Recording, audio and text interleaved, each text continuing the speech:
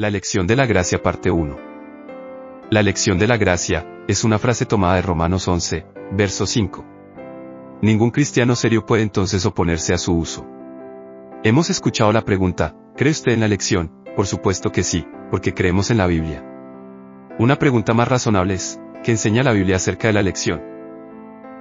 El hecho de la elección. Hay 48 versículos usando 3 palabras griegas solo en el Nuevo Testamento que hacen referencia a algún tipo de elección. Algunos lo utilizan de forma mundana, otros enseñan verdades profundas sobre Cristo, Israel, la Iglesia y nuestra propia salvación. Elegir significa, elegir entre un grupo. Esto queda bien ilustrado por la elección de los dirigentes de la Iglesia en Jerusalén. Hechos 6.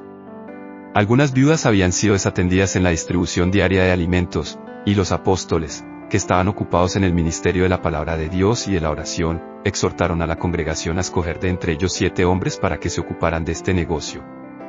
Y escogieron a Esteban, y a Felipe, a Prócoro, a Nicanor, a Timón, a Parmena y a Nicolás. Hechos 6, verso 5. En otras palabras, escogieron a estos hombres en particular de toda la iglesia, pasando por alto a otros hombres, para servir a las viudas. Es una tontería hablar de elegir a todos, porque entonces no se habría hecho ninguna elección. La elección es discriminatoria, es decir, distingue a unos del resto. Muchos son los llamados, pero pocos los escogidos. Mateo 22, verso 14. Ciertamente, este versículo implica que la elección tiene que discriminar a los individuos dentro de un grupo más grande. Otro ejemplo es la elección de Jesús de 12 hombres para ser sus discípulos. Se habla de ellos como los apóstoles que Jesús había escogido. Hechos 1, verso 2.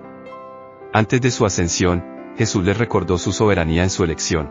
No me habéis elegido vosotros, sino que yo os he elegido a vosotros. Juan 15, verso 16. Cristo había pasado por alto a muchos otros en el mundo que podría haber elegido. Yo os he escogido del mundo. Juan 15, verso 19. No se limitó a ofrecer una invitación general a convertirse en sus discípulos y luego reclutar a quien se presentara. Llamó personalmente a los 12, uno a la vez. La Biblia enseña que Dios ha elegido a algunos hombres de entre la raza humana para salvación, pasando por alto al resto. Pero nosotros estamos obligados a dar siempre gracias a Dios respecto a vosotros, hermanos amados por el Señor, de que Dios os haya escogido desde el principio para salvación, mediante la santificación del Espíritu y la fe en la verdad. Segunda de Tesalonicenses 2, verso 13. Note el énfasis en la soberanía de Dios en este texto. Pablo agradece a Dios por los hermanos cristianos, porque Dios fue quien los hizo hermanos cristianos. La expresión, desde el principio, en otras palabras, incluso antes de que el mundo fuera creado, ciertamente antes de que existiera el pueblo salvo en Tesalónica, enfatiza que esta fue en última instancia la elección de Dios. Entonces, obviamente, Dios los eligió, no al revés. Efesios 1, verso 4 es quizás aún más explícito. Según él, hablando de Dios el Padre, nos escogió en él, en Cristo, antes de la fundación del mundo. En Cristo, es una expresión que denota nuestra salvación como creyentes. Estar en Cristo es ser salvo. Ninguna escritura basa la elección relacionada con la salvación en la elección del hombre.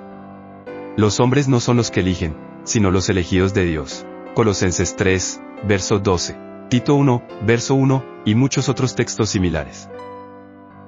Juan 1, versos 12 y 13 enseña inequívocamente que la causa eficiente del nuevo nacimiento es la elección soberana de Dios, no la voluntad del hombre.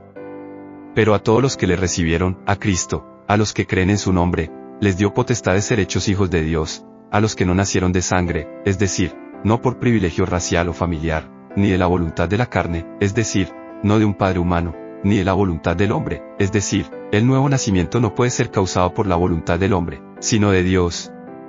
Sí, los hombres creen en el Evangelio y son salvos, pero creen porque Dios los escogió, les imparte fe y los hace nuevas criaturas en Cristo Jesús. Filipenses 1, verso 29, Efesios 2, versos 8 y 9, Segunda de Corintios 5, verso 17.